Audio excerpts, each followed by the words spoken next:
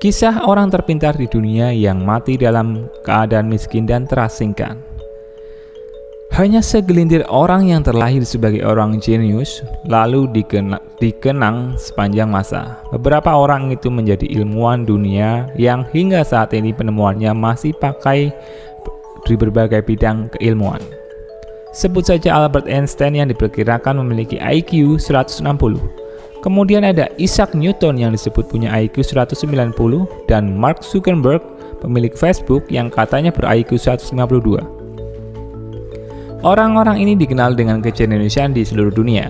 Namun, tahukah Anda bahwa ada orang jenius lain yang pernah hidup dengan IQ sekitar 250 hingga 300? Dia adalah William James Siddiq, orang terpintar yang pernah hidup di dunia dengan IQ mencapai 260. Dia adalah anak ajaib dan ahli matematika yang luar biasa. William juga ahli dalam berbagai macam dialek dan diberkati bakat menulis. Tapi sayang, kejeniusannya tidak setara dengan kepopulerannya. Karena bagaimanapun banyak orang yang tidak pernah mendengar namanya. Jadi siapakah sebenarnya James William Siddiq? Mari kita bahas kisah hidup William kecil. Dan ini ada alasan kenapa dia tidak terkenal seperti jenius yang lainnya. William lahir di kota New York, Amerika Serikat pada tahun 1898. Anak dari Boris Siddiq, seorang psikolog teladan dengan 4 gelar dari Harvard. Kejeniusan yang dimiliki William tidak lain diturunkan dari orang tuanya. Sejak kecil ia punya bakat yang sangat brilian, bahkan melampaui orang biasa. Ketika berusia 18 bulan, dia disebut sudah bisa membaca The New York Times.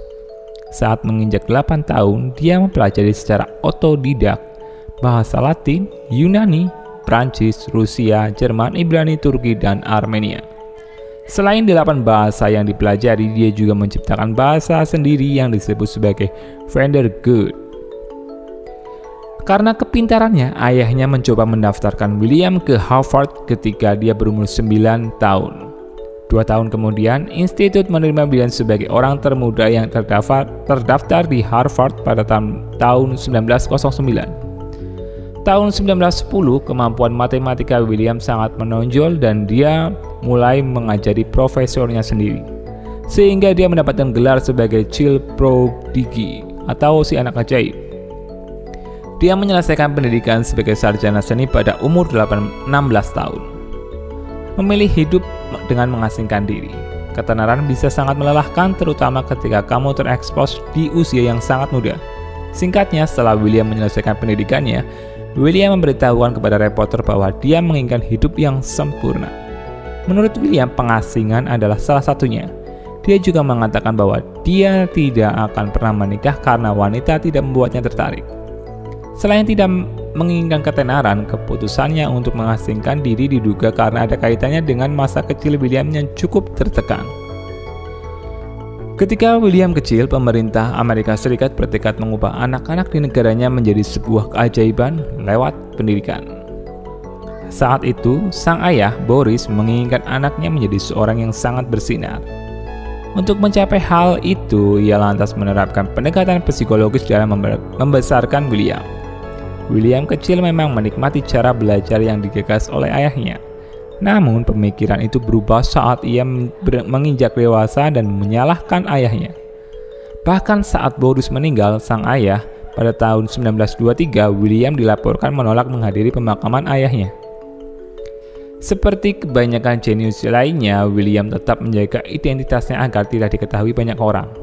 Dia bekerja sebagai pemateri dengan bayaran rendah.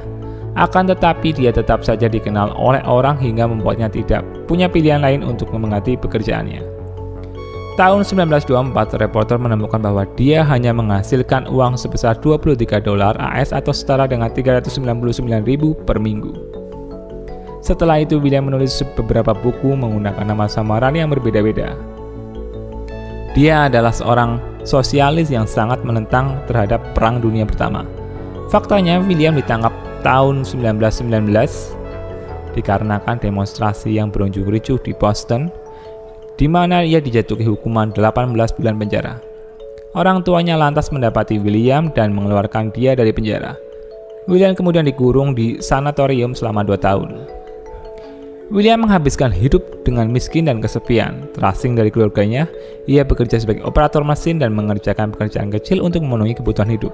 Orang yang bisa mengubah hidup dunia itu akhirnya mati pada usia 46 tahun karena menderita pendarahan otak pada tahun 1944. Yang menarik, ayahnya pun meninggal dengan keadaan yang sama.